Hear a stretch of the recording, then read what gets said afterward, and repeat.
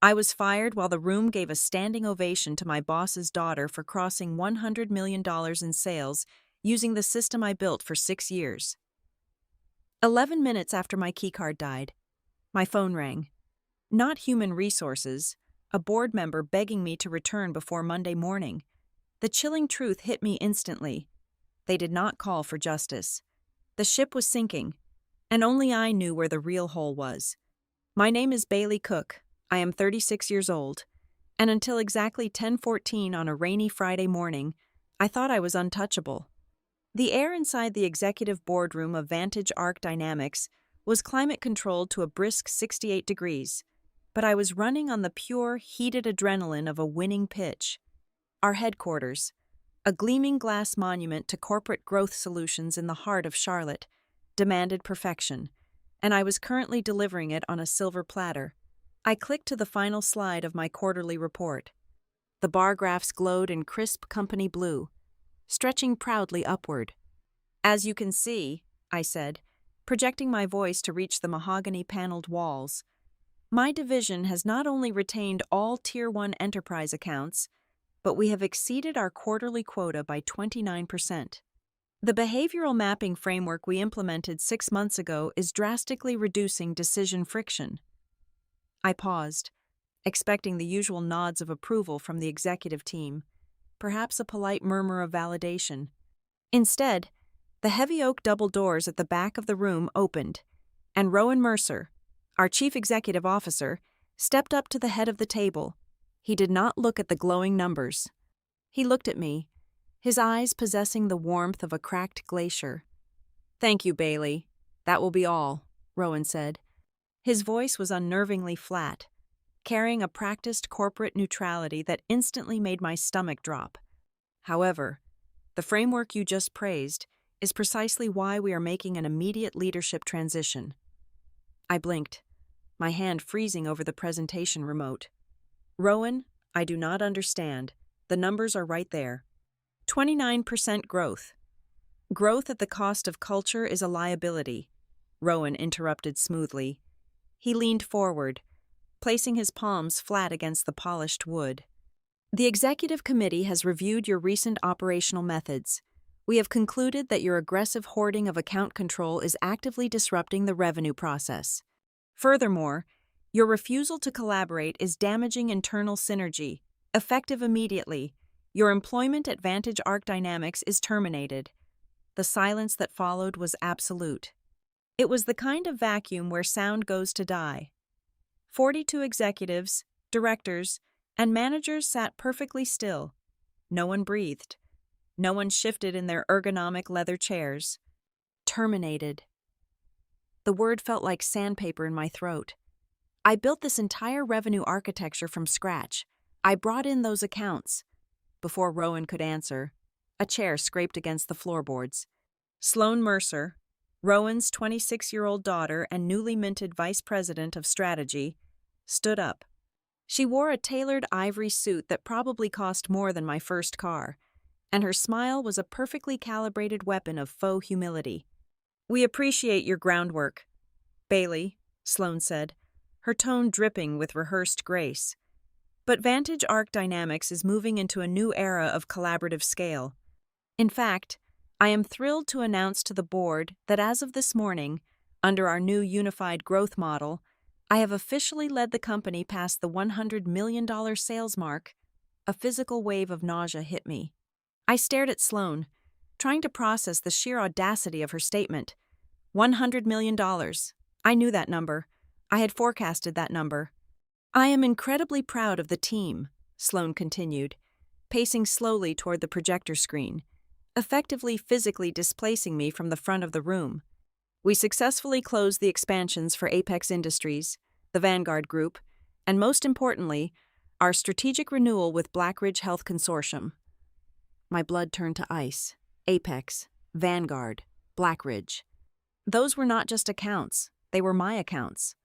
I had spent the last 4 years dining with their procurement officers, analyzing their churn data, mapping out their friction points, and personally designing the custom deployment solutions that kept them locked into our ecosystem. Sloan had never even been on a solo call with Blackridge. Her only contribution had been silently shadowing my meetings for the past 2 months, furiously taking notes under the guise of learning the ropes. "You did not close Blackridge," I said, my voice rising, abandoning the polite corporate register. "I negotiated the deployment addendum for Blackridge on Tuesday." "You just copied my strategy deck." Rowan held up a hand, silencing me without raising his voice. "Bailey, do not make this harder than it needs to be. We are not here to debate. The decision is final." "This is theft," I fired back, my vision narrowing. I looked around the table, desperately seeking a lifeline. I made eye contact with David from marketing. He looked down at his legal pad. I looked at Sarah, my own director of operations. She suddenly found her coffee cup fascinating. No one dared to look me in the eye. They were terrified of the Mercers. Rowan did not even bother to argue. He simply gave a subtle nod toward the back of the room. Two broad-shouldered men in gray security uniforms stepped through the doors. They had been waiting in the hall the entire time. The execution had been fully choreographed before I even walked into the room. "Please escort Miss Cook to her desk to collect her personal effects, and then see her out of the building," Rowan instructed the guards. "Rowan, you cannot do this," I said, my voice trembling now, not from fear, but from the overwhelming, suffocating weight of public humiliation. "You are handing a complex, multi-million-dollar infrastructure to someone who does not understand the first thing about behavioral retention." "Goodbye, Bailey," Rowan said, turning his back on me to look at his daughter. As if on cue, the chief financial officer began to clap. Then the head of human resources joined in. Within seconds, the entire room was standing, offering a thunderous standing ovation to Sloan Mercer for her historic achievement. The sound of their applause felt like physical blows. They were clapping for the theft of my life's work. The security guards flanked me, their hands hovering just inches from my elbows, ready to use force if I resisted. I had no choice. I set the presentation remote down on the table. It felt 10 times heavier than it should have. Keeping my chin high, I walked down the center aisle of the boardroom, running the gauntlet of applause intended for the woman who had just robbed me blind. The walk to my desk was a blur of fluorescent lights and gray carpet. The open-plan office, usually buzzing with the frantic energy of a sales floor, was eerily quiet as I approached. Word had clearly spread through the internal messaging channels faster than I could walk. I pulled a standard cardboard box from the supply closet and began aggressively throwing my life into it. Framed photos, a specialized mechanical keyboard, my favorite ceramic mug. My hands were shaking so violently I nearly dropped the mug. The guards stood a respectful but firm distance away, their presence a screaming neon sign to every junior associate watching from their cubicles. I was a dead woman walking, a cautionary tale about what happens when you mistake competence for security in a family-run kingdom. I reached into my top drawer to grab my emergency stash of protein bars. As my fingers brushed the bottom of the drawer, they hit something small, hard, and metallic that did not belong there. I paused, shielding my hand with a stack of old files. I pulled the object out. It was a tiny, unmarked silver USB drive. I stared at it for a fraction of a second. I had never seen it before. My desk had been locked when I left the night before, and I was extremely fastidious about my hardware. Someone had intentionally slipped this into my drawer while I was in the boardroom being slaughtered. My pulse, already racing, hammered against my ribs. I did not know what was on the drive, but I knew instantly that the narrative the Mercers were spinning had a leak. Not everyone in this glass tower was loyal to the throne. I slipped the drive discreetly into the pocket of my blazer, sweeping the remaining items into the box. "I am done," I told the guards. They escorted me to the elevator bank, rode down with me in suffocating silence, and marched me across the sprawling marble lobby. When they took my corporate keycard, the finality of it snapped into place. I was locked out of the empire I had built. The glass double doors slid open, and I stepped out into the brutal Charlotte weather. The sky had cracked open, unleashing a torrential downpour. I did not have an umbrella. Within seconds, My silk blouse clung to my skin, and the cardboard box in my arms began to sag under the weight of the water. I stood on the sidewalk, the cold rain mixing with the hot tears of pure, unadulterated rage that finally spilled over my eyelashes. 6 years. 6 years of 80-hour weeks, missed holidays, and relentless grinding, all handed to a spoiled heiress with a borrowed vocabulary. Then, muffled beneath the sound of the driving rain, my cell phone vibrated in my coat pocket. I shifted the dissolving box to my hip and pulled the phone out. I expected to see a notification from Human Resources about my severance package, or maybe a message from a sympathetic, albeit cowardly, colleague. The caller ID flashed a name that made me freeze. Elliot Vale. Elliot was not just anyone. He was the most aggressive, ruthless partner at the venture capital firm that backed Vantage Arc Dynamics. He was the lead independent member of our board of directors. He was the man who essentially held Rowan Mercer's leash. Why in the world was the board calling a terminated employee 11 minutes after her keycard was deactivated? I swiped the wet screen to answer, pressing the phone to my ear. Hello? Bailey, tell me you have not driven away yet. Elliot's voice barked through the speaker. There was no corporate polish in his tone today. He sounded breathless. He sounded panicked. I am currently standing in the rain holding a wet cardboard box. Elliot, what do you want?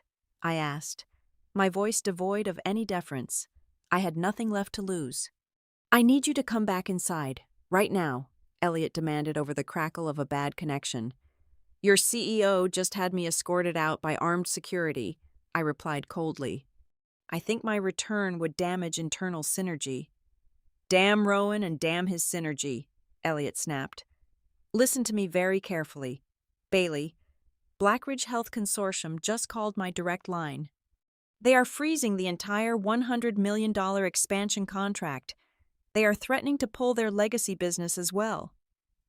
I stood perfectly still as the rain pounded against my shoulders.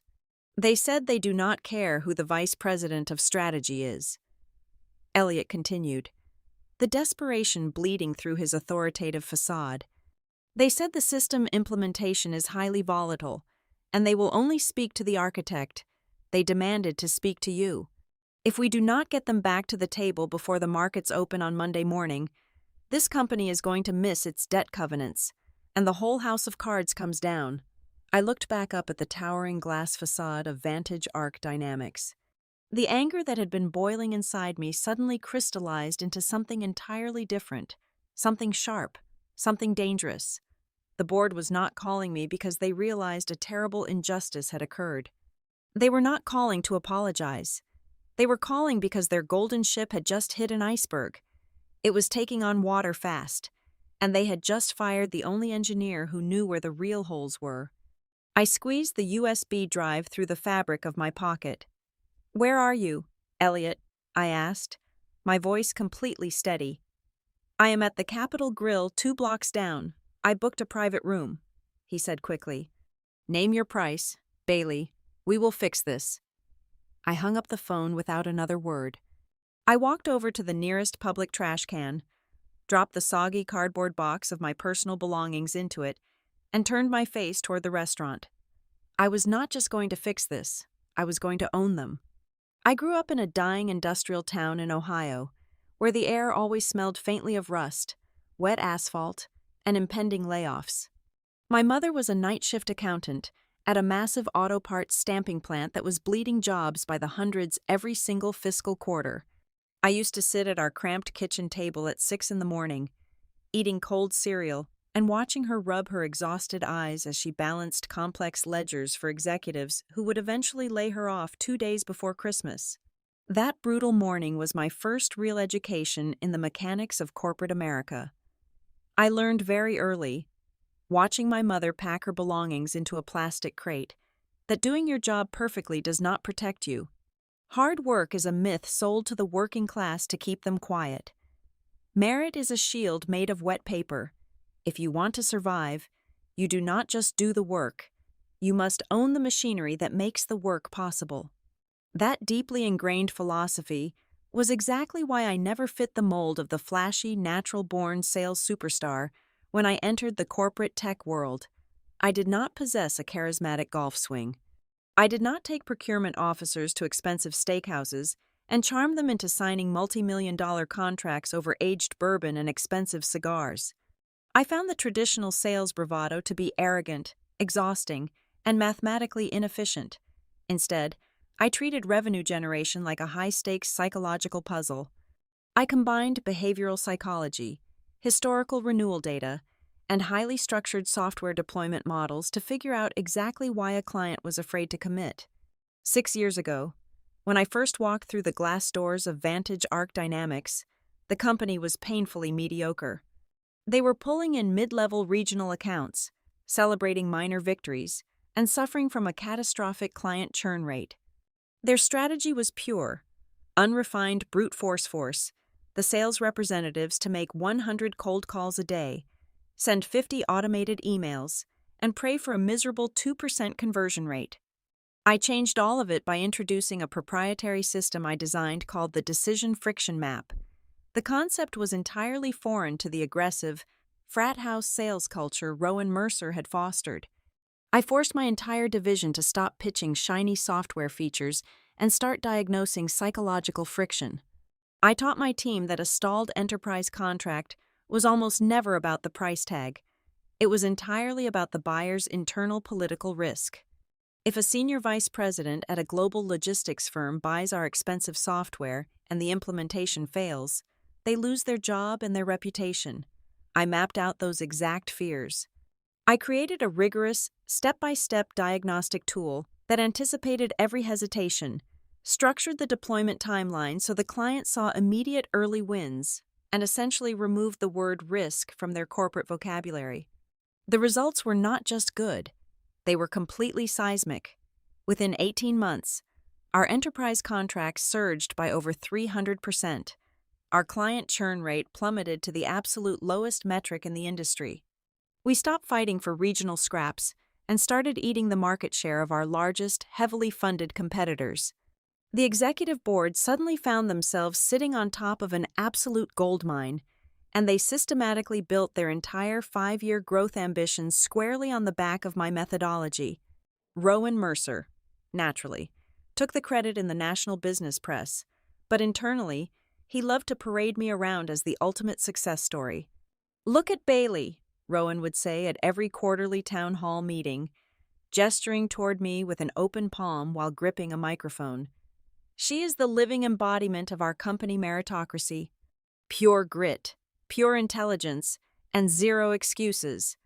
But the public praise was a highly calculated performance. Rowan liked showing me off as his prized racehorse, but he never actually shared the reins. Whenever I requested a formal seat on the executive steering committee or asked to convert my commission structure into actual equity shares, Rowan would deploy his signature paternalistic smile. "You are our absolute best player on the field, Bailey," he would tell me, patting the mahogany table in his office. "I need you out there driving revenue, not stuck in here arguing with lawyers over compliance and stock issuance. Your value is in the chase. Do not bog yourself down with boardroom politics." It was a polite, sanitized way of keeping me locked in the engine room while he steered the ship. I accepted it because I was making more money in a single year than anyone in my Ohio hometown would see in a lifetime, and because I naively believed that the sheer undeniable weight of my financial results would eventually force them to give me a seat at the adult table. Then, the dynamic shifted entirely. Sloan Mercer returned to Charlotte. She had spent the last 8 weeks at an exclusive, ridiculously expensive executive management boot camp on the West Coast. She had never closed a single sale in her life. She had never negotiated a service-level agreement, managed a client crisis, or stayed up until 3 a.m. fixing a broken deployment schedule. Yet, upon her return, Rowan sent out a company-wide email announcing Sloan as the new vice president of strategy and the company's next-gen growth architect. It was a completely fabricated title designed to give her massive authority without requiring her to demonstrate a single ounce of competence. But Sloan was not stupid. She knew she lacked the substance to back up the title, and she knew exactly who possessed the blueprint she desperately needed. She attached herself to me like a shadow. "My father says you are the undisputed genius of this operation, Bailey," Sloane told me on her second day, leaning against the doorframe of my office with a perfectly practiced look of eager humility. "I know the academic theory, but you know the actual reality. I want to learn everything about how you built the enterprise division. I want to learn from the best." It was a master class in ego stroking, and to my eternal regret, it worked flawlessly. Sloane began accompanying me to every internal strategy session. She sat quietly in the corner during my most complex, high-stakes negotiations. When I stood at the whiteboard, mapping out custom deployment schedules for our most difficult clients, Sloane would pull out her phone and take high-resolution photographs of every single diagram. "Do you mind if I record this brainstorming session?" she would ask sweetly, holding up her sleek digital recorder. "You just speak so quickly, and I want to make sure I do not miss any of the brilliant nuances in your behavioral mapping." "Go right ahead," I would say, blindly handing her the keys to my kingdom piece by piece.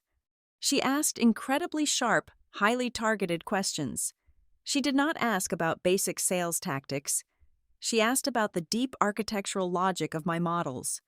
She wanted to know why I staggered the billing cycles in a specific way, or how I calculated the exact financial threshold for a client's risk tolerance.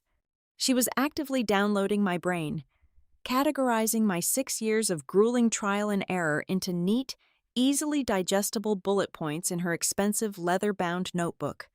I allowed it to happen because of my own deeply ingrained professional pride. I was operating under the fatally flawed assumption that if I successfully mentored the chief executive officer's daughter, if I turned her into a capable and respected executive, the board of directors would finally view me not just as a high-performing employee, but as an indispensable cornerstone of the institution. I thought I was buying permanent loyalty. I thought I was securing my eventual transition into the C-suite by proving I could build leaders just as effectively as I built revenue streams. I was profoundly wrong. I was not building a successor. I was arming my own assassin. I had spent my entire life trying to outrun the terrifying vulnerability I witnessed in my mother, only to meticulously build the exact weapon the Mercers would use to execute me. My pride had swung the heavy vault door wide open, and Sloane simply walked in, took the gold, and calmly changed the locks. Intellectual property theft in a corporate environment never happens in a sudden, dramatic heist. It does not announce itself with alarms or shattered glass. It happens inch by bloody inch. It is an insidious, creeping invasion that makes you question your own sanity long before you question your colleagues'. It started with my calendar. I would log in at 7 in the morning to prepare for a crucial sync with the product engineering team, only to find the meeting had been moved to 3 in the afternoon. When I asked the organizers, they casually mentioned that Sloane had requested the shift to accommodate her new executive flow. Then, it was the customer relationship management software. Right in the middle of drafting a high-priority renewal proposal, my screen would flash a cold gray access denied error. For 2 hours, I would be locked out of my own pipeline. When I called the information technology help desk, the access would mysteriously return with a polite, dismissive email, blaming a temporary server migration. The most glaring early warning was my executive assistant, Marcus. I had spent 2 years training him to anticipate my operational needs. One Tuesday, I walked into the office to find his desk entirely cleared of his personal belongings. A brief sterile email from Human Resources informed me that due to cross-departmental optimization, Marcus was being permanently reassigned to support the Vice President of Strategy. I was left managing a multi-million-dollar portfolio with zero administrative cover, while Sloane had my right-hand man organizing her catered lunches. The true scope of the parasitic infection became undeniable exactly 1 week later at the quarterly leadership off-site retreat in the Blue Ridge Mountains. I sat in the second row of the dim conference room, nursing a lukewarm coffee, as Sloane took the stage to present the new corporate vision. The massive projector screen lit up behind her. My breath caught in my throat. It was my strategy deck, the slide architecture, the color-coded flowcharts, the granular data points, Analyzing Buyer Hesitation. It was exactly the framework I had built over 6 years of grueling trial and error. But the title slide did not bear my name or the original project title. In bold, aggressive lettering, it proudly announced the Mercer expansion stack. "What we have developed here," Sloan said smoothly, gripping the edges of the podium, "is a proprietary purchasing decision acceleration framework. We are moving beyond legacy sales tactics and diagnosing the root causes of client hesitation." I sat perfectly rigid, listening to a 26-year-old echo my exact cadence. She had swapped out a few of my original terms to create a thin illusion of novelty. My decision friction map was now her risk mitigation matrix. My behavioral retention loops were now her synergy renewal cycles. She delivered the presentation with absolute, terrifying conviction, accepting the enthusiastic nods of the executive team as if she had birthed the concepts herself. When we returned from the retreat, the structural theft escalated from intellectual to financial. I opened my digital dashboard to find my 3 largest, most lucrative enterprise accounts flagged with a new, unfamiliar tag. They had been reclassified as team accounts, on paper. A company-wide memo explained this was an initiative to foster cross-functional collaboration and ensure top-tier clients received holistic executive attention. In reality, when I dug into the back-end compensation portal, the revenue points attached to those renewals were no longer funneling exclusively into my division. They were quietly bleeding over into Sloan's performance scorecard. I refused to let it slide. I marched down to the 3rd floor and demanded a meeting with the Director of Human Resources. I laid out the timeline, the stripped accounts, and the plagiarized presentation deck. "This is not a collaborative effort," I stated firmly, keeping my voice low but sharp.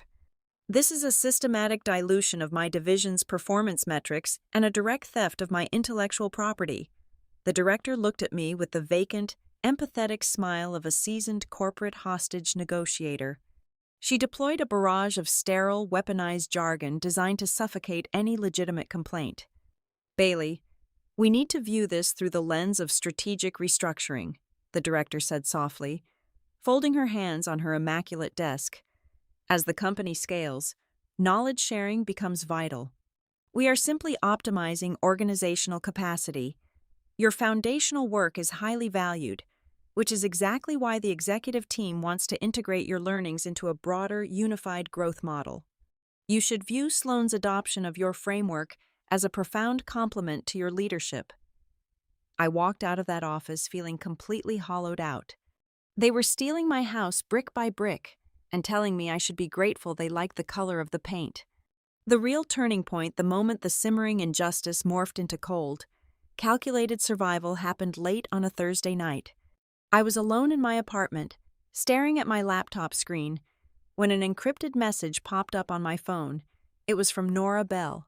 Nora was a brilliant, fiercely independent revenue operations specialist who had been abruptly let go 2 months prior under vague circumstances. "Watch the back-end timestamps," the message read. "Someone is altering the revenue recognition triggers after business hours. They are pulling forward numbers that do not exist yet. Protect yourself." I stared at the glowing text in the dark. If someone was artificially inflating the recognition timeline, they were not just stealing credit, they were cooking the books. The Mercer expansion stack was not merely a plagiarized sales strategy, it was a smokescreen for financial manipulation. From that night onward, my entire operational paradigm shifted. I stopped trying to prove my worth to a leadership team that was actively trying to consume me. Instead, I became a digital ghost in my own department. I started quietly harvesting the metadata of every crucial file. I archived endless email chains, saved time-stamped drafts of my original architectural models to an external, encrypted drive, and meticulously maintained handwritten notes documenting the exact phrasing and outcomes of every internal meeting. I did not do this out of some fiery desire for revenge. I did it because, for the very first time in my professional life, I felt the terrifying, icy realization that I could be completely erased from my own story. They were building a narrative where I was obsolete, and I needed absolute, irrefutable proof of my existence. The ultimate shock, the final nail that confirmed the true depth of the rot, arrived disguised as a routine compliance check. I was reviewing the final documentation for the Blackridge Health Consortium renewal. Blackridge was my crown jewel, a massive, infinitely complex account I had nurtured for 4 years. As I scrolled through the final digital contracts stored in the secure vault, my eyes snagged on a deployment addendum buried near the bottom of the 70-page document. I had never drafted this addendum. I had never approved it. I leaned closer to the monitor, reading the dense legal paragraphs. The hair on my arms stood up. The addendum promised Blackridge a highly customized, incredibly expensive data migration schedule, tying the payment triggers directly to our company delivering bespoke software features we did not actually possess yet. But the most chilling part was the logic behind it. The framework used to justify this impossible deployment schedule was a perfectly twisted, weaponized version of my own behavioral risk model. Sloan had taken the core principles of my strategy and used them to draft a legally binding promise that our engineering team could never fulfill, solely to force the client to sign before the quarter ended. She was using my brain to write checks the company could not cash, and when it inevitably blew up in their faces, my name was still technically the lead architect on the account. I was not just being replaced. I was being set up to take the fall for the biggest fraudulent disaster in the history of Vantage Arc Dynamics. When Sloan had stood up in that boardroom and proudly announced we had crossed the $100 million threshold, the sheer force of the applause had masked a glaring mathematical impossibility. The entire executive team had been swept into a manufactured euphoria, blinded by the dazzling optics of a record-breaking quarter, but while they were clapping, I was doing the math. The numbers on the glowing projector screen were completely impossible. I had stared at the column listing the finalized enterprise deals, and a chilling realization had washed over me. Several massive contracts included in that quarter's finalized revenue had not even reached their deployment activation milestones. According to basic accounting principles, you absolutely cannot recognize that cash yet. I remembered cutting through the applause with a highly specific, surgical question. "Rowan," I had said, my voice slicing through the celebratory noise, "how exactly are we structuring the rebates on the Vanguard and Apex accounts? Because if we are recognizing the full contract value today, but the deployment triggers and rebate clauses do not activate until the third quarter, we are in direct violation of standard revenue recognition policies. What are the specific milestones attached to this $100 million figure?" That was the exact moment Rowan had sprung his trap. He did not answer the question. He did not explain the accounting.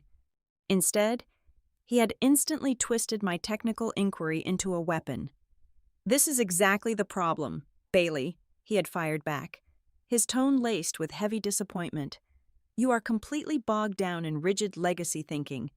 You are no longer aligned with the vision of this company. Your aggressive questioning of our new growth model is disruptive and toxic."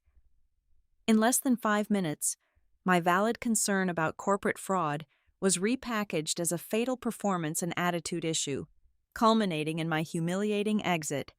The $100 million was just a spectacular fireworks display designed to distract everyone from the smell of burning books.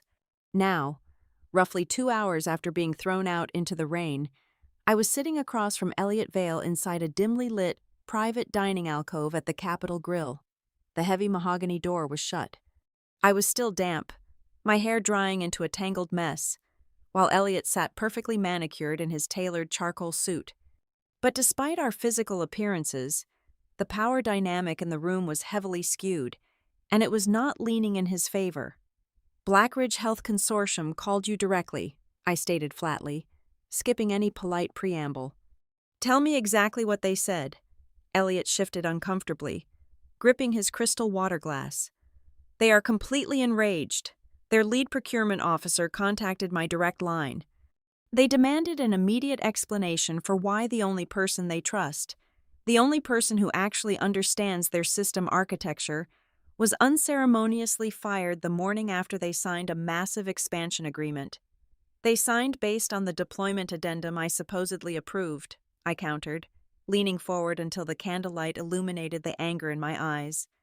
An addendum that promises them impossible deliverables based on a distorted version of my framework. Elliot waved his hand dismissively, though his eyes darted nervously toward the closed door. We can manage the deliverables later. Right now, we have a catastrophic optics crisis.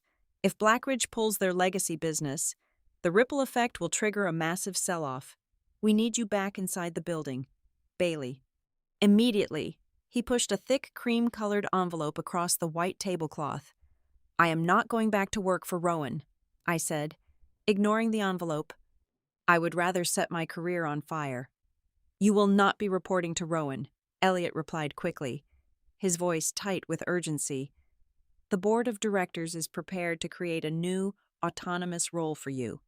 Chief Revenue Recovery Officer. You will bypass the executive suite entirely and report directly to me and the independent directors. You will have full authority over the enterprise division. You will have more power than you ever had under the Mercer regime. It was an incredibly tempting offer, a direct line to the board, complete autonomy, and a chance to rip my division back from Sloane's incompetent hands. But my survival instincts, honed by weeks of watching the Mercers steal my work inch by inch, were screaming at maximum volume. Something was profoundly wrong. Board members like Elliot did not react this frantically just because one client threw a tantrum. They were venture capitalists. They managed massive financial risks for a living. This was not risk management. This was blind panic. Why the sudden urgency? Elliot, I asked, keeping my gaze locked on his face. If Blackridge is just an optics issue, you send the crisis public relations team. You do not offer a fired employee a direct line to the board within 2 hours. What did the independent auditors say about the quarter close? Have you filed the preliminary numbers with the investors yet? Elliot tightened his jaw, the polite corporate mask slipping just a fraction. The audit is standard procedure. The investor relations team is handling the communications. We just need to stabilize the flagship accounts. You are dodging the question. I pushed harder, my voice dropping to a dangerous whisper. I asked about the rebate structures in the boardroom, and Rowan panicked. He fired me because I accidentally touched the tripwire. Now you are sitting here, sweating through your silk shirt, begging me to come back and hold the Blackridge account together. Why did the board react so abnormally fast? What kind of investor pressure are you currently under? Bailey, you are overthinking this, Elliot insisted, forcing a tight, unconvincing smile. We simply recognize that a grave error in judgment was made by the chief executive officer regarding human capital. We are rectifying it. Do not look a gift horse in the mouth. Read the contract. Name your salary. Just fix the Blackridge situation before Monday morning. He was lying, or at the very least, he was heavily curating the truth. He wanted me back not to lead, but to act as a highly paid human shield. If Blackridge imploded because of the fraudulent addendum Sloane created, the board needed the original architect in the building to take the blame. They were offering me a promotion that was actually a beautifully decorated coffin. I picked up the envelope, feeling the heavy weight of the premium paper, and stood up from the table. I will review the terms this weekend, I said coldly. Do not call me again. I will contact you. I walked out of the restaurant, leaving Elliot alone with the check and his rapidly rising panic. The rain had finally stopped by the time I returned to my apartment. The silence of my living room felt heavy and suffocating. I dropped my damp coat on the sofa and opened my laptop, pulling up the encrypted files I had managed to secure over the past few weeks. The metadata, the time-stamped drafts, the erased logs. I needed to cross-reference every single account Sloane had claimed in her $100 million victory lap. I needed to find the exact mechanism they were using to pull future revenue into the current quarter.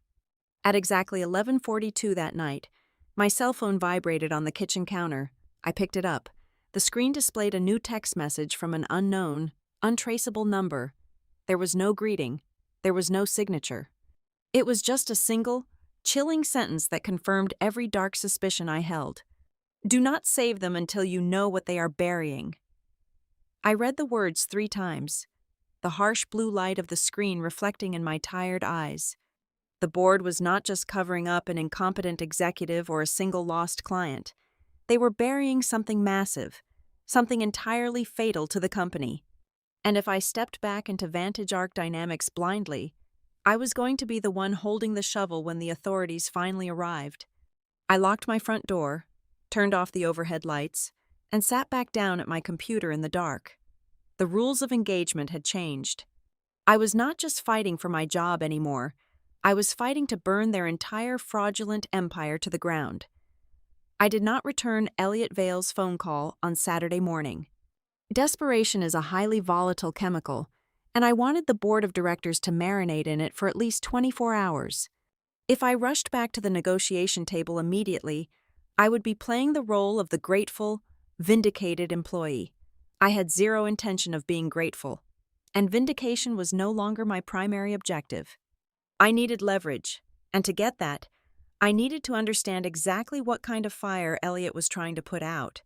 Instead of answering my phone, I drove across the city to a nondescript apartment complex to meet Nora Bell. Nora was the brilliant revenue operations specialist who had sent me the cryptic warning text the night before. Exactly 2 months ago, Human Resources had quietly managed her out of the company. They had cited a vague misalignment of cultural values, but everyone in the operational trenches knew the actual truth. Nora had been fired because she possessed the audacity to ask the chief financial officer why the pipeline forecasts looked miraculously perfect during a severe macroeconomic downturn. She had seen the cracks in the foundation, and they had buried her before she could hand anyone a flashlight.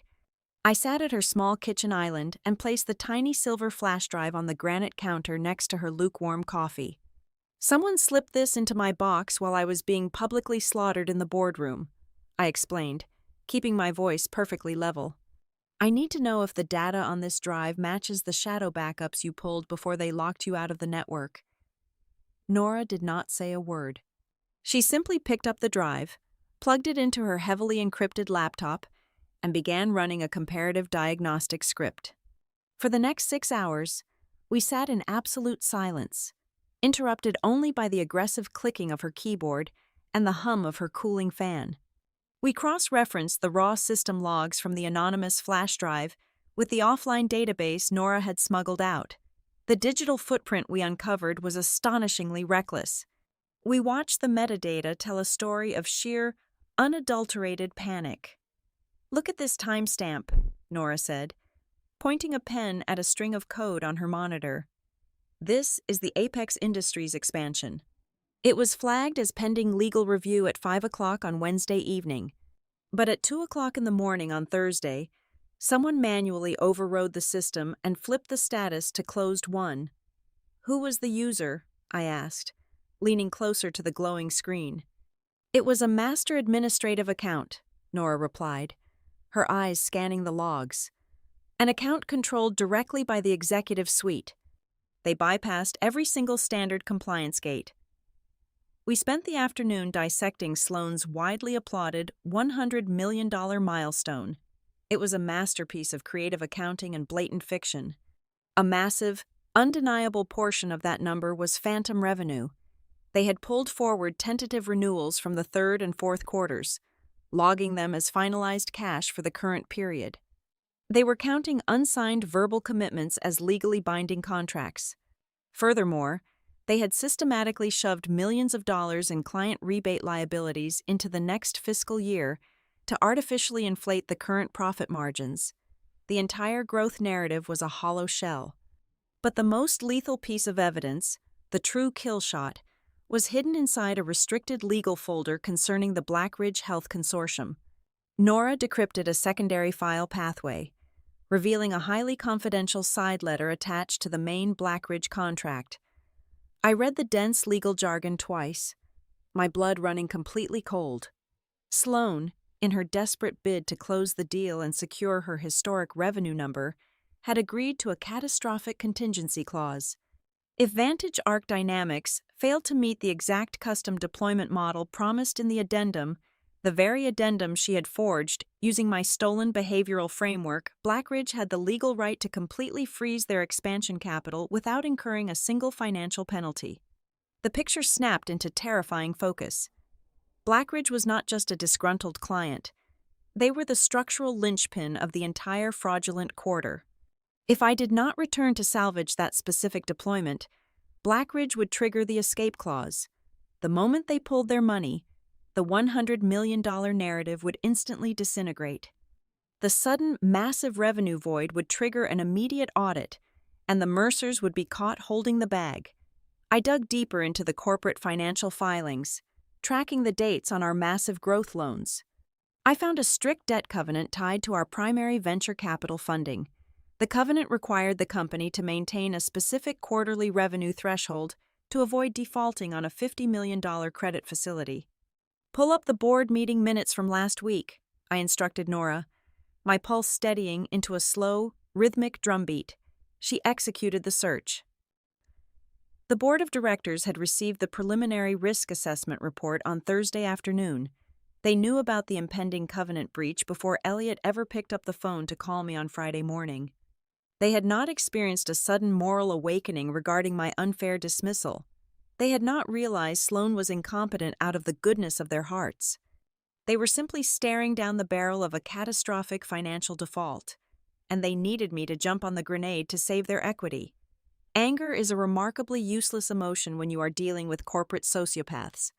It clouds your judgment, makes you predictable, and tricks you into fighting on their terms. I did not feel the hot, humiliating rage I had felt standing in the rain outside the office. I felt cold. I felt like a forensic pathologist examining a terminal tumor. I pulled a yellow legal pad from my leather tote bag and uncapped my pen. I was not going to write a polite counteroffer to Elliot Vale. I was going to draft a hostage ransom note. "What exactly are you doing?" Nora asked, watching me furiously write down bullet points. "I am pricing my return," I replied evenly, not looking up from the paper. "If the board wants me to fix the Blackridge account and save them from a federal financial investigation, I am not going back as a grateful employee. I am going back as the executioner." I outlined a list of non-negotiable conditions, designing each one specifically to strip the Mercers of their power and protect myself from being used as a legal shield. First, I demanded absolute executive control over the enterprise division, explicitly removing the requirement to report to Rowan or Sloan. Second, I required unrestricted, unmonitored administrative access to all financial databases, customer relationship management software, and legal archives. Third, I demanded the authority to hire my own independent forensic accounting team, entirely at the expense of the company. Finally, and most importantly, I wrote out a demand for a legally binding indemnification clause. Every single altered forecast, every pulled forward contract, and every deferred rebate from the past 6 months had to be officially documented in a formal board resolution. The board had to legally acknowledge the executive suite's errors in writing before I stepped foot inside the building. I was forcing them to build a paper trail that completely separated my name from their fraud. "They will never agree to those terms," Nora said, staring at the aggressive list on my yellow pad. "It is corporate suicide. You are asking them to officially document their own financial crimes before an auditor even arrives." "They will sign it," I said, tearing the yellow sheet from the pad and folding it precisely in half. "Because corporate suicide takes a few months to kill you. Blackridge is going to kill them on Monday morning at 9 o'clock. They are out of oxygen, and I am the only person holding a tank." I walked into the executive boardroom at exactly 8 o'clock on Monday morning. The environment was drastically different from the public execution I had endured just 72 hours prior. The room was mostly empty. Rowan Mercer and his daughter were noticeably absent. Instead, 6 independent board members sat around the massive mahogany table. The air was thick with the distinct bitter smell of black coffee and suppressed panic. Elliot Vale sat at the head of the table, his usually immaculate suit looking slightly rumpled, his eyes betraying a severe lack of sleep over the weekend. I did not sit down. I did not wear the submissive, grateful posture of an employee who had been graciously invited back from exile. I stood at the opposite end of the table, placing my leather tote bag onto the polished wood, projecting the cold, detached authority of someone holding the absolute last oxygen valve on a suffocating submarine. Let us skip the corporate diplomacy, I began, my voice ringing clearly through the cavernous room. I know exactly why I am here. You do not just need my sales acumen. You need my personal credibility with the Blackridge Health Consortium. You need my fundamental understanding of the deployment architecture. Most importantly, you need my ability to look at your disaster of a ledger and differentiate between actual, banked cash and the decorative fiction your executive team used to inflate this quarter. Elliot cleared his throat, attempting to project a calm, authoritative demeanor that completely failed to reach his eyes. Bailey, we acknowledge that mistakes were made in the haste of the transition. We are prepared to offer you a highly lucrative reinstatement package. We can authorize a salary increase of 3 times your previous compensation, alongside a substantial performance bonus tied directly to the successful stabilization of the Blackridge account. I am not here to negotiate a salary multiplier. Elliot, I interrupted sharply, my tone leaving absolutely no room for debate.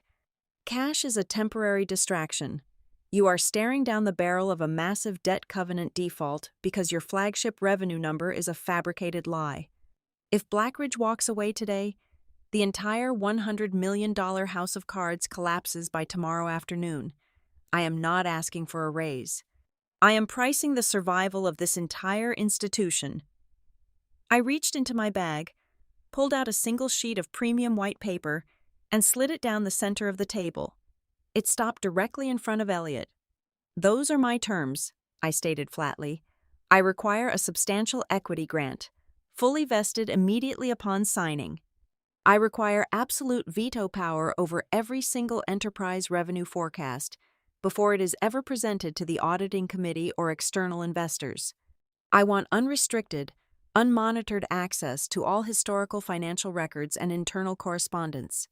Finally, I require a legally binding letter of exoneration, signed by every single person at this table, completely indemnifying me from any past financial discrepancies engineered by your executive suite.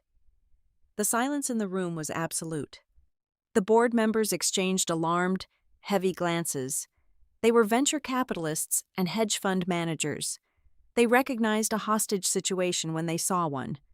This is completely unprecedented, a board member named Harrison muttered, adjusting his glasses nervously. Giving you veto power over revenue forecasts effectively bypasses the chief financial officer. The indemnification clause alone reads like an admission of systemic guilt. It is an admission of reality, Harrison, I countered without blinking. You can sign that document and give me the authority to stop the bleeding, or I can walk out of this room, call the procurement officer at Blackridge, and tell them exactly why their deployment addendum is a mathematical impossibility.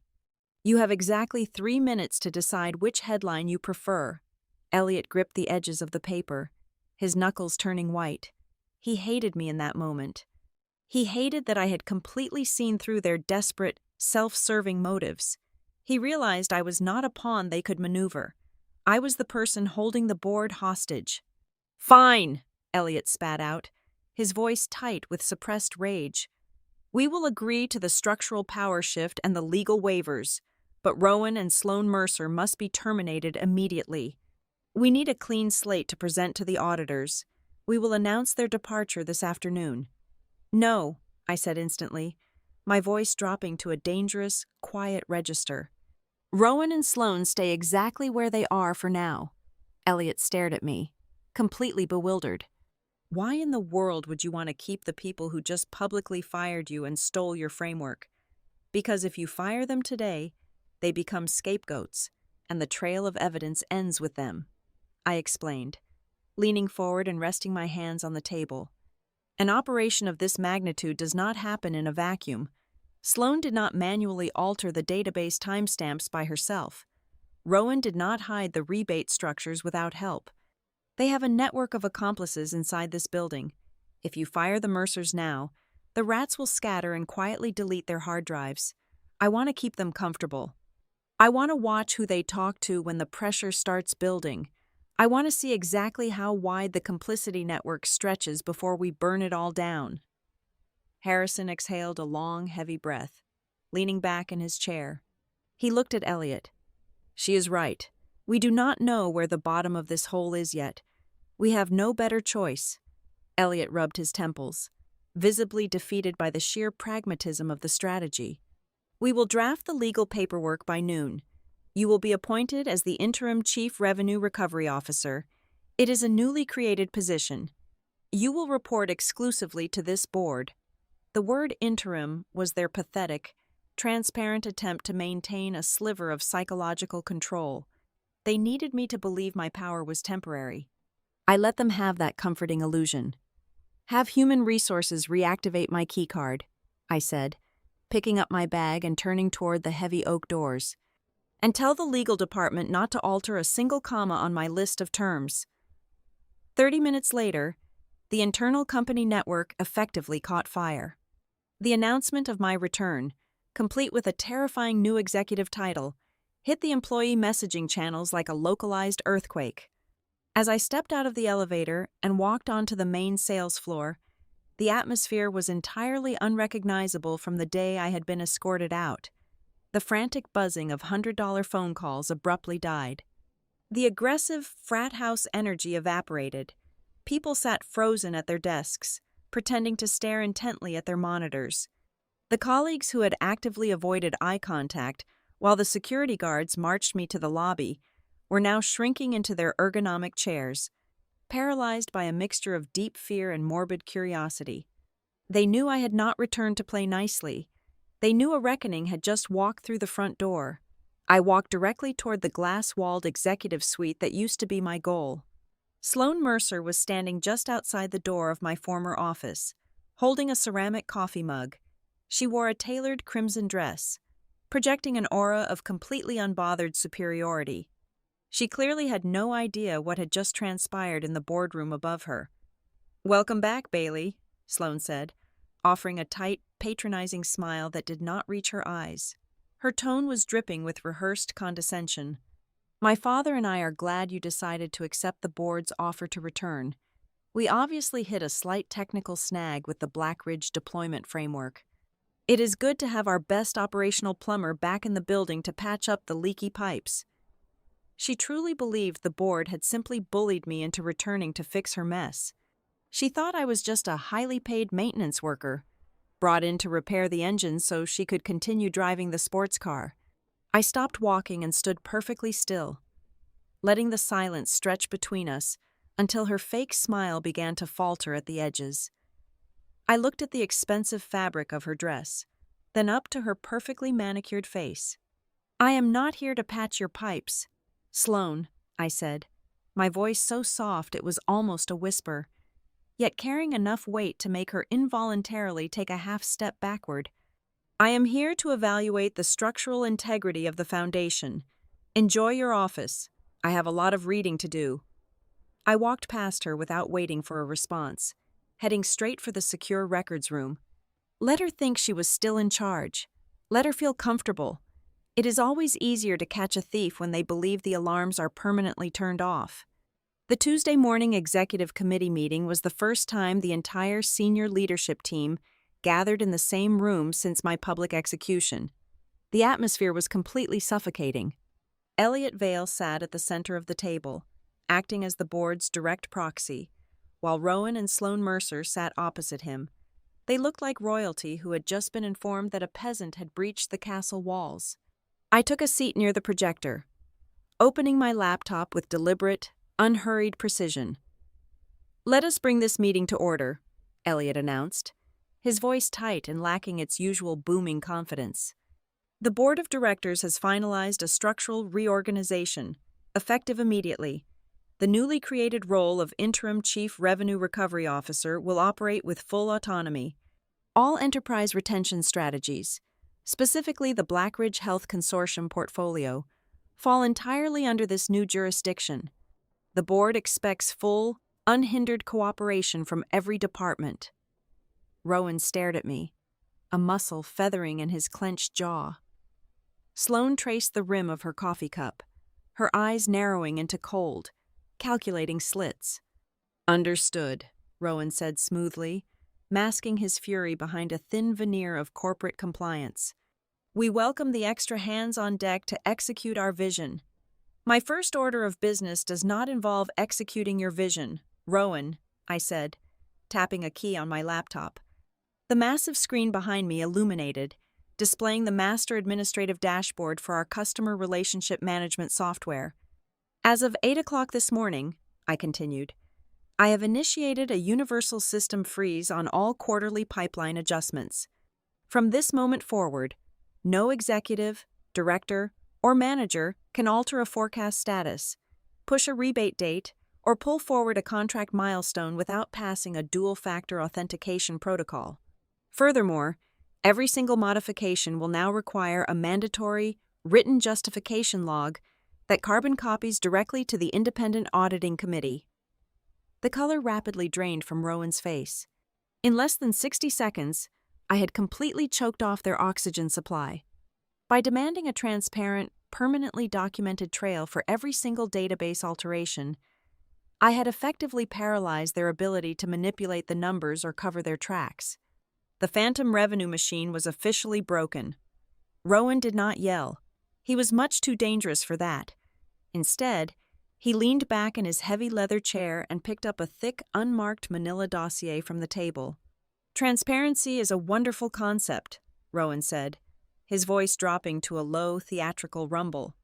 It is a shame you did not practice it before your departure last week.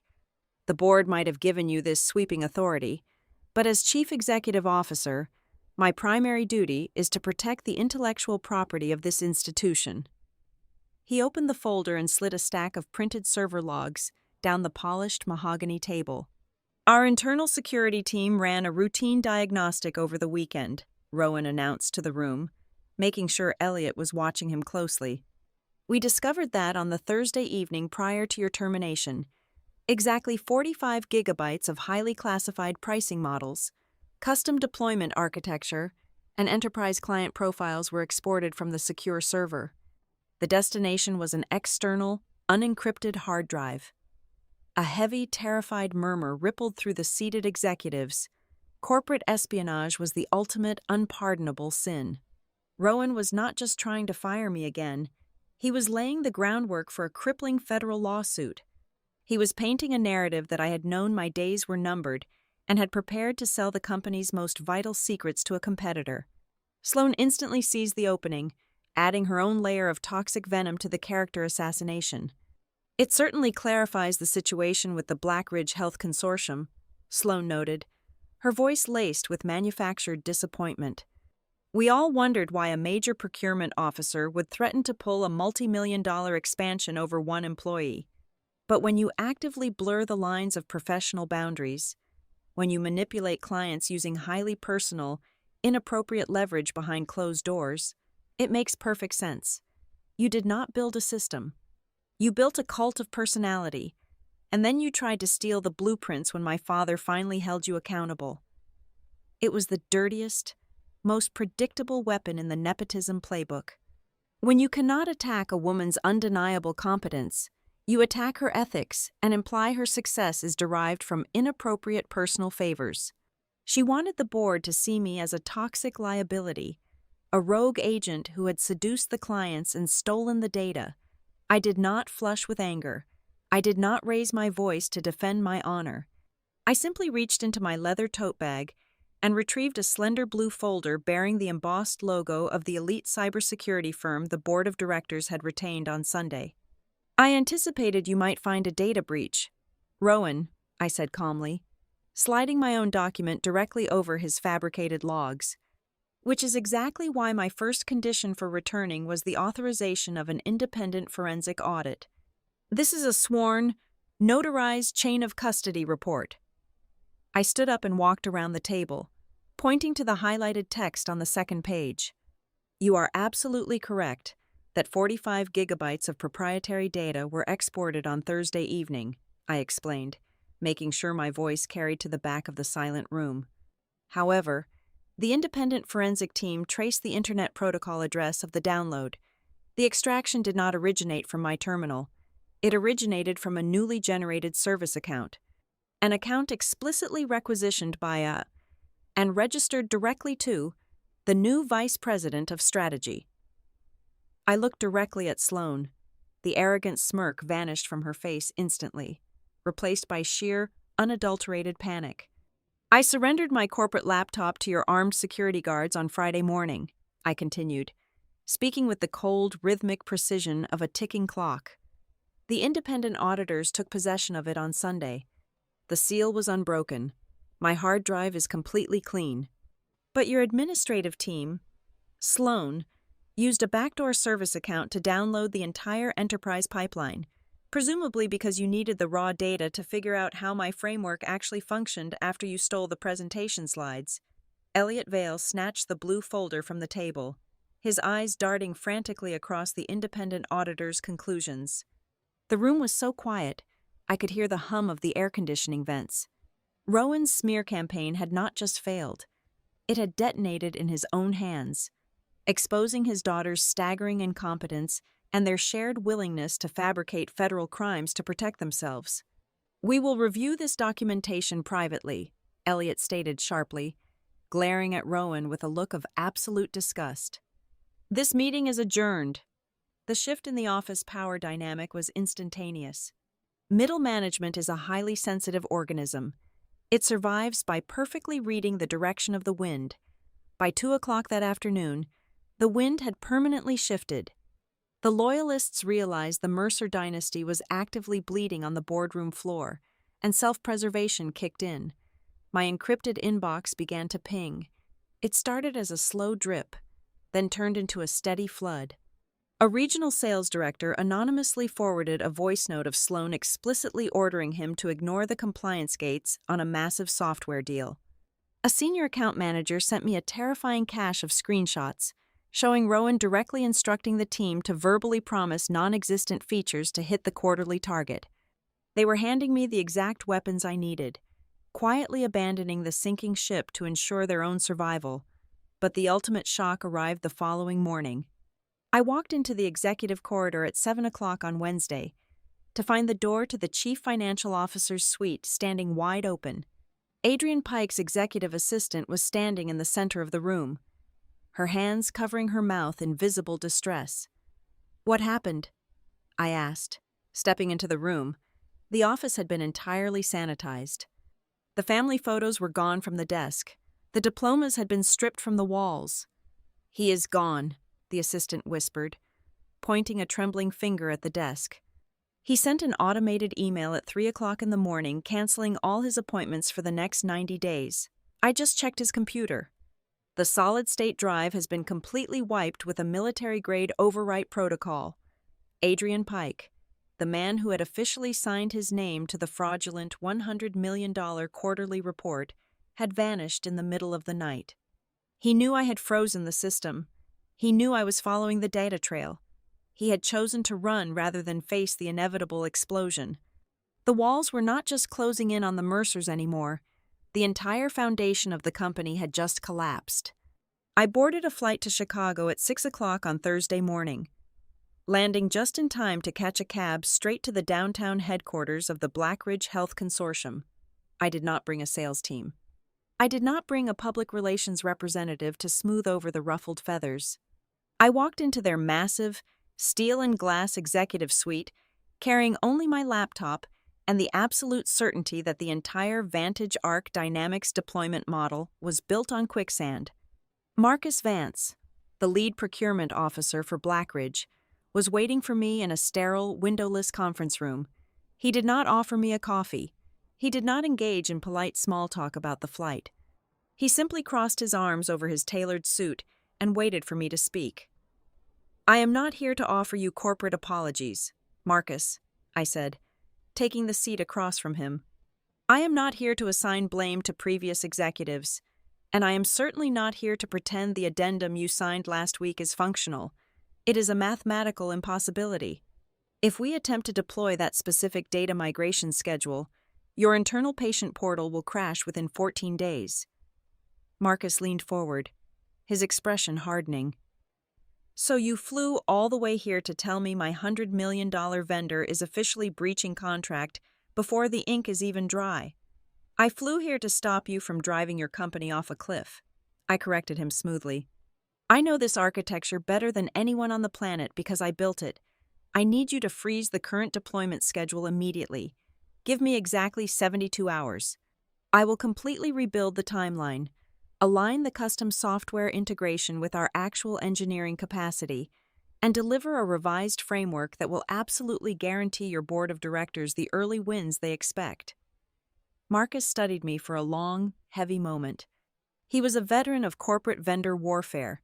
He recognized the difference between a panicked salesperson and a surgeon holding a scalpel. 72 hours, Marcus agreed slowly. But there is a catch. Bailey, we are not paying a single dime extra for the back-end adjustments. Your Vice President of Strategy explicitly promised us a dedicated growth support fund to cover all the custom engineering costs for the first year. We expect that fund to remain fully active. I kept my face perfectly neutral, actively suppressing the sudden, violent spike in my heart rate. Of course, the Growth Support Fund. I had absolutely no idea what he was talking about. Vantage Arc Dynamics did not possess a growth support fund. We never subsidized custom engineering costs. It fundamentally violated our margin requirements. The moment I returned to my hotel room, I called Nora. I need you to dig into the Blackridge ledger right now, I instructed, pacing the length of the carpeted room. Look for any financial vehicle labeled as a growth support fund. Sloan promised them subsidized engineering, and she had to draw that money from somewhere. For 3 hours, I sat on the edge of the hotel bed while Nora relentlessly audited the shadow databases from her apartment. The deeper she dug, the more the smell of corporate rot filled the air. I found it, Nora finally said, her voice echoing through the phone speaker with a sharp edge of disbelief. It is not an internal fund. The money was routed through a third-party vendor, a middleman entity called Lattice North Partners. According to the ledger, Vantage Arc Dynamics paid Lattice North nearly $2 million in consulting fees over the past 3 months. And Lattice North turned around and used that money to subsidize the Blackridge engineering costs, making it look like a free perk to the client. I deduced, feeling the pieces snap together into a horrifying picture. Who owns Lattice North? Give me 10 minutes to run the state incorporation records, Nora replied. When she called back, the silence on the line felt incredibly heavy. Lattice North Partners is a shell corporation, Nora explained quietly. It only exists on paper. It is registered to a post office box in Delaware. But if you follow the incorporation signature, it leads directly to a private wealth management group, a family trust, Bailey. I closed my eyes. The Mercer Family Trust. Exactly, Nora confirmed. The $100 million milestone was no longer just a desperate attempt to inflate the quarterly numbers or steal my professional credit. It was blatant, systematic self-dealing. Rowan and Sloan were siphoning massive amounts of corporate capital out of the company under the guise of vendor consulting fees, funneling it into their own family trust, and using a fraction of it to secretly bribe clients like Blackridge to sign impossible contracts. They were looting the ship before it sank. I immediately thought of Elliott Vale. The board of directors had to know. As the lead venture capital partner, Elliott would have an absolute aneurysm if he discovered the chief executive officer was actively embezzling company funds. I reached for my phone, fully prepared to dial Elliott's private number and detonate the entire Mercer dynasty. But survival instincts are a funny thing. They make you pause just long enough to see the trap. Nora, I said, my hand hovering over the phone screen. Before I call the board, I need you to pull the signature authorizations on the recent bridge financing loan, the one Elliott secured to keep the company afloat last month. Pulling the loan documents now, Nora said. I heard the rapid clicking of her keyboard. Okay, I have the master credit agreement. The loan was secured against the projected revenue from the enterprise division. Specifically, the inflated $100 million figure. Who signed the risk assessment validation for the lender? I asked, a cold knot forming in my stomach. Adrian Pike signed as chief financial officer, Nora read aloud, and Elliott Vale signed as the lead independent director. The floor completely dropped out from beneath me. Elliott was not my ally. He was not the naive venture capitalist who had just woken up to Rowan's incompetence. Elliot had personally signed off on a massive corporate loan using fraudulent revenue projections. He knew the numbers were fake. He had to know. That was exactly why he had panicked so violently when Blackridge threatened to walk away. If the Blackridge deal collapsed, the entire revenue projection would shatter. The lender would immediately audit the loan, and Elliot would be facing federal fraud charges alongside Rowan. The danger multiplied exponentially in my mind. I was no longer just fighting the Mercers. I was fighting the very people who had hired me to clean up the mess. Elliot did not want me to fix the company. He wanted me to keep the Blackridge account alive just long enough for his venture capital firm to quietly offload their equity and escape the blast radius. If I exposed the Lattice North embezzlement right now, Elliot would destroy me to protect his own signature on that loan. I ended the call with Nora and sat in the quiet hotel room, listening to the muffled sounds of the city traffic below.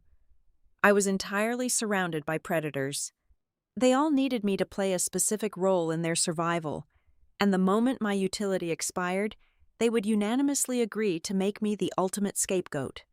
I opened my laptop and created a brand new, heavily encrypted master folder. I divided the screen into 2 separate workspaces. In the first workspace, I began building a sanitized, highly functional deployment schedule for Blackridge. This was the operational file. It was the exact blueprint I needed to keep the client happy, satisfy the board of directors, and maintain the illusion that I was playing the game by their rules. In the second workspace, I began assembling the kill file. I meticulously copied the Lattice North Partners payment ledgers. I archived the Delaware State Incorporation documents linking the shell company to the Mercer family. I saved the bridge financing agreement bearing Elliot Vale's signature, explicitly highlighting the fraudulent revenue projections he had authorized.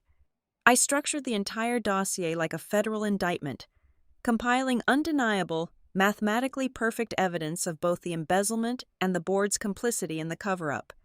I did not save this second folder to the company server. I sealed it, encrypted it with a 32-character passcode, and mirrored the drive to an offline server completely outside the jurisdiction of Vantage Arc Dynamics. It was ready to be instantly deployed to the Securities and Exchange Commission, the independent auditing firm, and the primary corporate lenders at the push of a single button. For the first time since this nightmare began, my objective completely shifted. I no longer cared about reclaiming my title. I did not care about the salary, the equity, or the corner office. Those things belonged to a system that was fundamentally rotten to its absolute core. I was going to walk back into that glass tower, look every single one of them in the eye, and force them to drown in the very swamp they had created. The atmosphere inside the executive corridor on Wednesday evening was thick with the suffocating pressure of an approaching storm. The building was mostly empty, the standard hum of the sales floor replaced by a heavy, expectant silence. I was sitting at my desk, meticulously finalizing the secondary encrypted dossier, when the soft click of my office door closing made me look up. Sloan Mercer stood inside my office. She reached out and twisted the plastic wand on the glass wall, snapping the horizontal blinds shut with practiced, deliberate ease. She did not look like the untouchable heiress who had mocked me in the hallway 2 days ago. Her tailored blazer was slightly wrinkled, and the arrogant, patronizing smirk had completely vanished. She looked exactly like someone who realized the ice beneath her feet was cracking.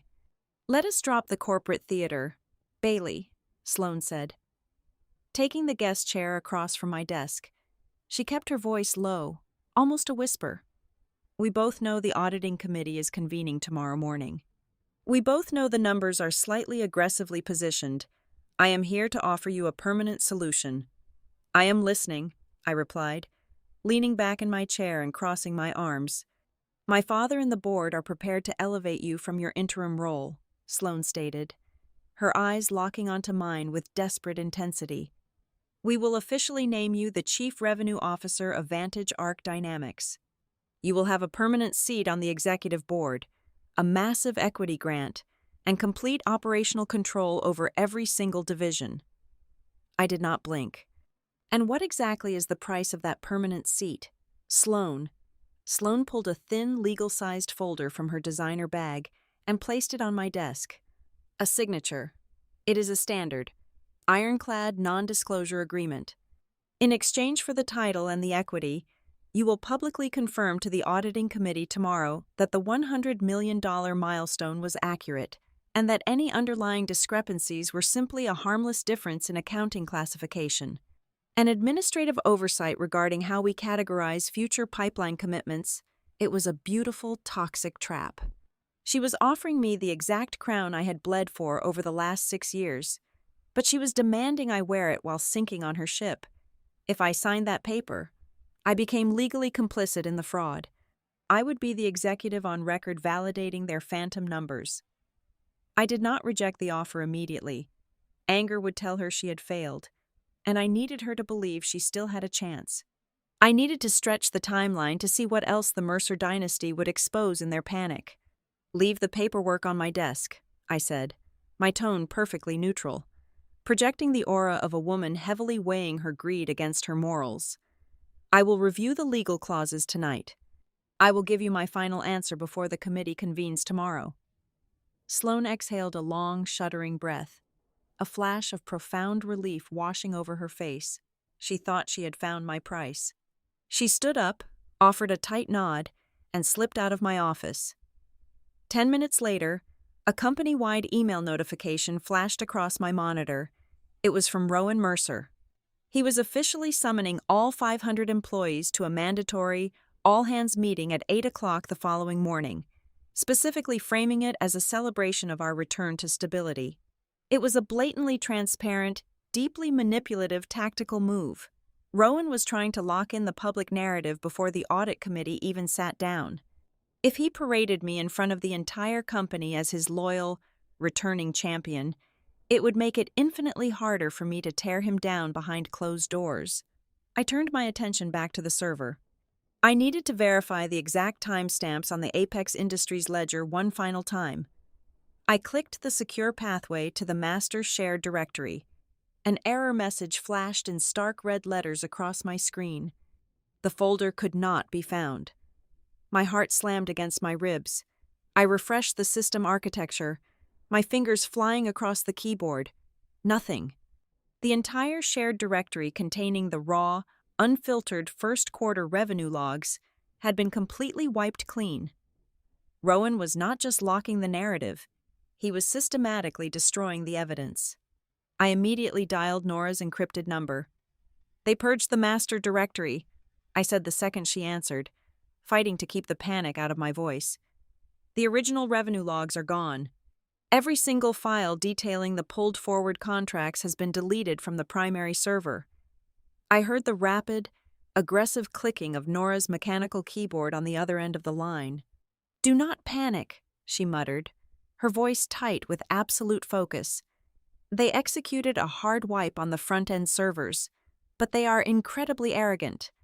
They forgot about the legacy synchronization protocols." For 3 agonizing minutes, I sat in silence, listening to her type. "Got it," Nora finally breathed out, a triumphant edge cutting through the tension. "When they updated the enterprise software last year, they never decommissioned the old Shadow backup server. It automatically mirrors the master directory every 12 hours. I am pulling the entire uncorrupted file tree right now. We have the data. Bailey, every single deleted byte." I closed my eyes, letting a wave of icy relief wash over me. "Lock it down. Print physical copies. Do not let it touch the company network again." By 9 o'clock that evening, I was sitting in my dimly lit living room, reviewing Nora's recovered files, when my phone vibrated with a priority email alert. It was a formal communication from Marcus Vance at the Blackridge Health Consortium. It was not a friendly check-in. It was a devastating, legally binding ultimatum. The letter explicitly stated that if Vantage Arc Dynamics published a single inaccurate financial figure at the audit meeting, or if the board attempted to minimize or distort my exclusive authority over the deployment architecture, Blackridge would immediately activate the suspension clause. The threat was absolute. They were holding a loaded gun to the head of the entire company, and my credibility, was the only thing stopping them from pulling the trigger.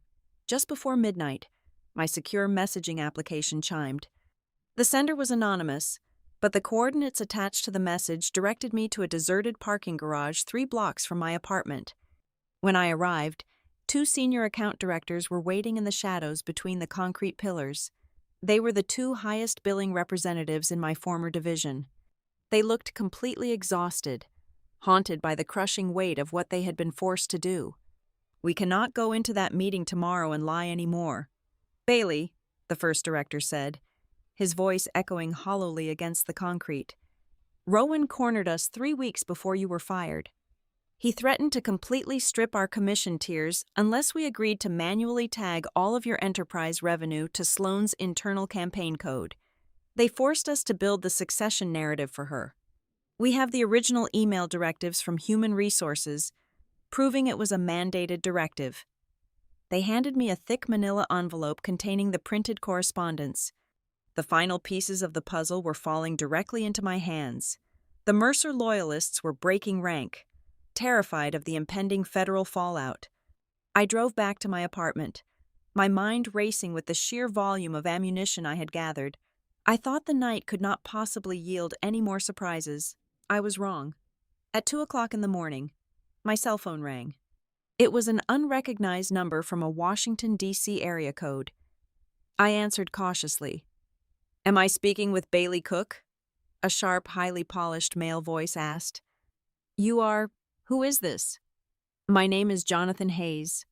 I am a criminal defense attorney," the voice stated smoothly. "I represent Adrian Pike, the former chief financial officer of Vantage Arc Dynamics. My client is currently in a secure, undisclosed location, but he wishes to offer you a highly sensitive proposition."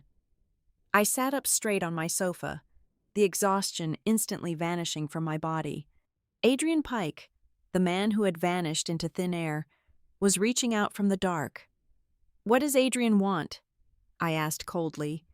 "Immunity," the lawyer replied without hesitation. "Adrian knows you have the shadow ledgers. He knows you are preparing to detonate the Mercers tomorrow morning. He is willing to provide you with the master encryption keys to the secret rebate subledger, as well as his personal, handwritten minutes from the executive forecast adjustment meetings. In exchange, he wants your guarantee that you will present his cooperation favorably to the independent auditors and the federal investigators." Adrian was holding the smoking gun. The handwritten minutes would conclusively prove that Elliott Vale and the board of directors knew the revenue was fraudulent before they signed the bridge financing loan. "Send the encryption keys to my secure server," I demanded, staring at the dark walls of my apartment. "If the minutes verify the board's complicity, I will make sure the auditors know he handed me the weapon." The files arrived in my inbox exactly 10 minutes later. I sat alone in the quiet darkness of my living room until the sky outside my window began to turn a bruised, pale gray. The sun was rising on the most critical day of my professional life. Sloan had tried to buy my silence with a title. Rowan had tried to trap me with a public celebration. The board had tried to buy my complicity with a massive salary and false authority. I looked at the finalized kill file glowing on my laptop screen. The decision was absolute and terrifyingly clear. I was not going to sign a non-disclosure agreement. I was not going to smile at a company-wide celebration. And I was absolutely not going to help the board of directors cover up their catastrophic negligence.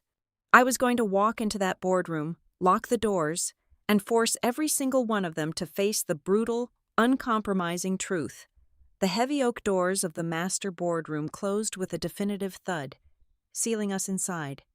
The room was packed to absolute capacity. The independent audit committee, the lead corporate lenders, the external auditors, and Marcus Vance representing Blackridge Health Consortium all sat around the massive mahogany table. Rowan Mercer stood at the head of the room, radiating an entirely fabricated aura of triumphant leadership. He wore a perfectly tailored navy suit, looking every inch the visionary founder. "Ladies and gentlemen, we are gathered today not just to review a quarter, but to celebrate a historic milestone for Vantage Arc Dynamics," Rowan announced, clicking his presentation remote. A dazzling bright blue slide flashed onto the projector screen, displaying a massive graphic of the $100 million revenue achievement. Through our unified growth model, we have completely shattered industry expectations. I sat halfway down the long table. I did not raise my hand. I did not wait for an invitation. I simply stood up, walked directly to the auxiliary console at the front of the room, and plugged my encrypted flash drive into the primary presentation matrix. "I request the floor," I stated, my voice slicing through the polite murmurs of the room. I overrode his presentation feed. The bright blue victory slide vanished instantly, replaced by a stark, black and white grid of raw metadata. It was the recovered shadow ledger Nora had pulled from the legacy servers. "There is no historic milestone," I said, projecting my voice clearly to the back of the room. I bypassed emotional accusations and went straight for the mathematical throat.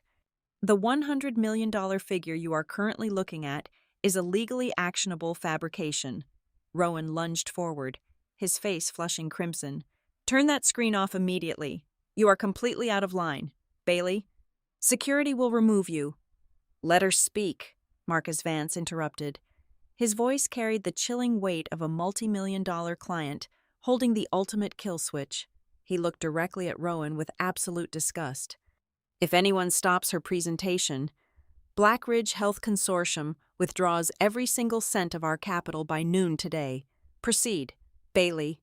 Rowan froze, completely trapped. I clicked to the next slide, revealing the precise history of the contract modifications. "Let us peel back this $100 million number layer by layer," I instructed the room. I pointed to a cluster of red highlighted rows on the spreadsheet.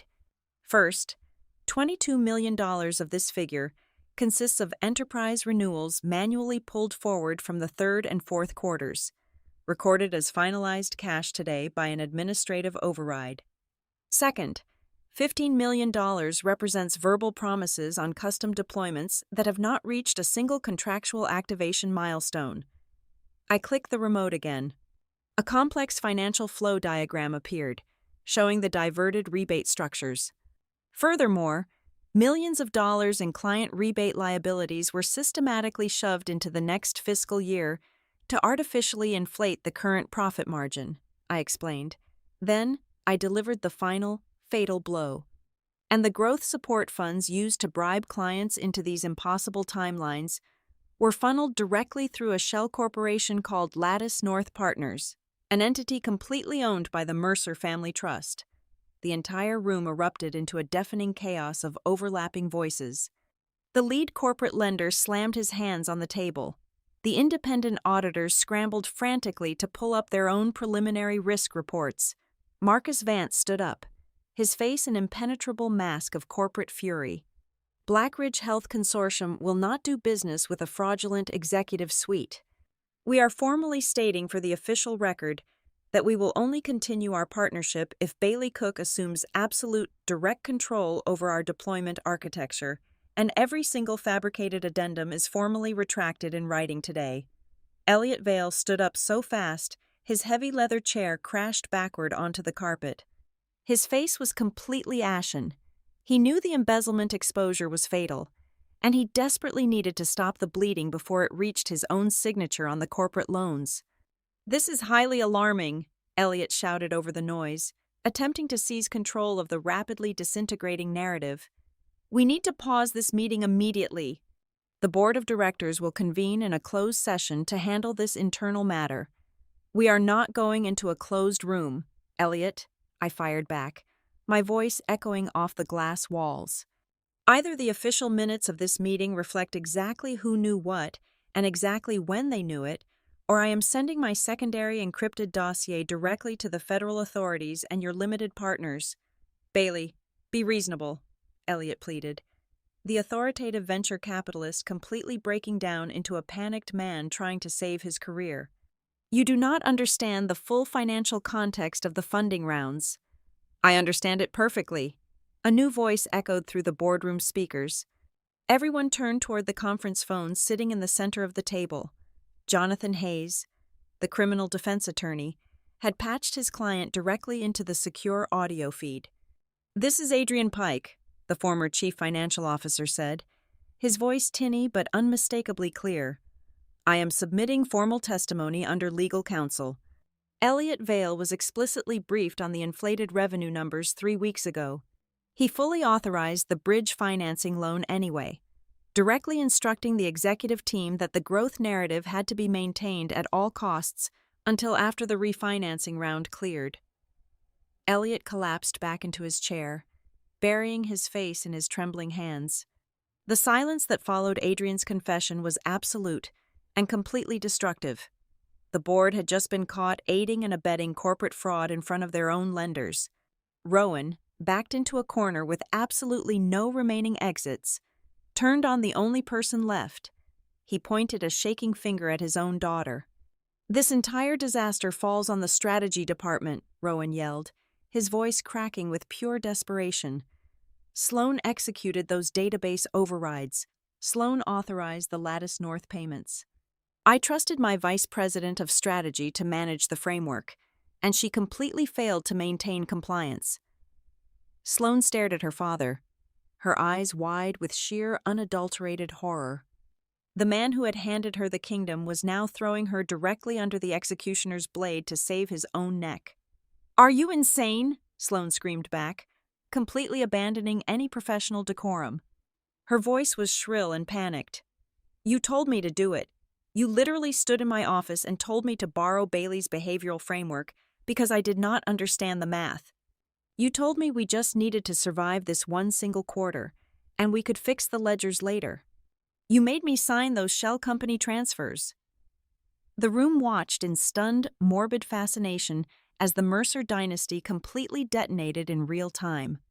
A father and daughter screaming at each other, tearing each other apart in front of the very people who had once given them standing ovations.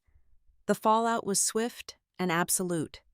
Before the audit committee even adjourned for lunch, Rowan Mercer was formally stripped of his title and forcibly removed from the building by the exact same security team he had weaponized against me just a few days prior.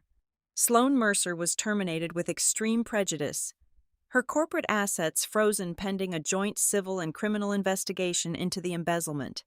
Elliot Vale did not escape the blast radius. The lenders demanded he be immediately placed under an independent legal review, effectively destroying his standing as a venture capital partner.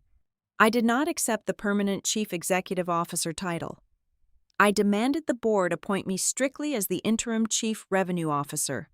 Before I signed a single document, I forced the remaining board members to execute a public, legally binding exoneration clearing my name of any involvement in the Mercer fraud. I mandated the immediate creation of a restitution fund to restore the stolen commissions to the account directors who had been coerced by Rowan. Finally, I implemented a transparent, immutable oversight mechanism for every single future revenue forecast. I had won. The people who had tried to bury me were now buried under the rubble of their own arrogance.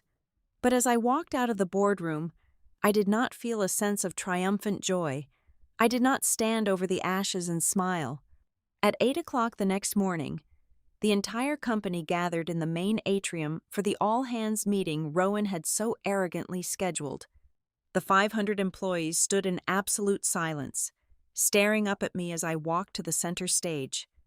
They were terrified, exhausted, and waiting for someone to tell them what the future held. I stepped up to the microphone. I looked at the sea of faces, people who had been manipulated, lied to, and nearly dragged down by a corrupt family. I did not offer them corporate platitudes. I did not promise them an easy journey. "The truth does not save this company," I said, my voice cold, short, and echoing through the massive glass atrium. "The truth only ends the charade. The rest, we have to rebuild ourselves." Thank you so much for listening to my story today, and please drop a comment below, letting me know where in the world you are tuning in from so we can connect and share our thoughts. Do not forget to subscribe to the Boss Revenge Stories channel, like this video, and show your support by hitting the hype button so this story can be heard by even more people.